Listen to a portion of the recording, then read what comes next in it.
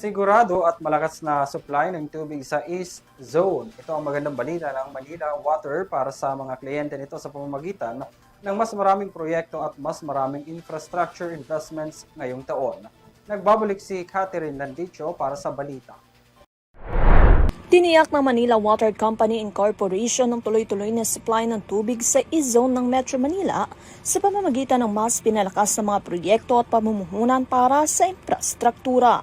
Sa inilunsad na Capital Expenditure Program para sa taong 2025, naglaan ang kumpanya ng malaking pondo upang makahanap ng karagdagang mapagkukunan ng tubig at mapahusay pa ang mga pasilidad nito, lalo na sa inaasahang pagtaas ng demand tuwing tag-init. Ayon sa kumpanya, higit 12 billion pesos ang inilaan para sa pagpapalawak at pagpapaunlad ng mga water sources. Layunin din ito na mabawasan ang pagdepende sa anggatam sa pamamagitan ng pagbuo ng alternatibong pinagkukunan ng tubig.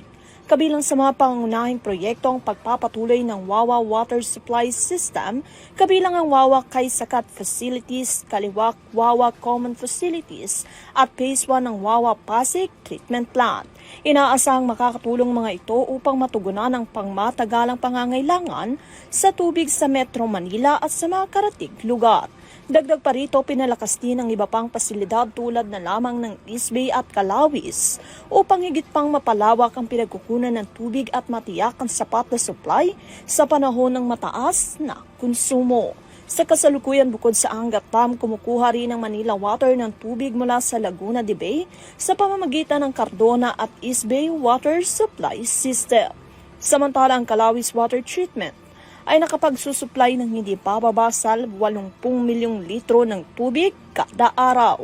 Kamakailan lamang sinimulan na rin ang kumpanyang operasyon ng Upper Wawa Dam na inaasang makakapagbigay ng karagdagang 710 milyong litro ng tubig kada araw, partikular na sa lalawigan ng Rizal Province.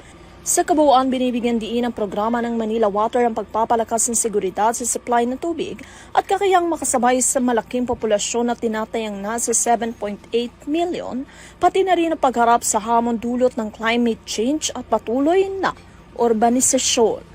Para sa Zero TV News, Catherine Landicho, sumasaludo sa bawat Pilipino.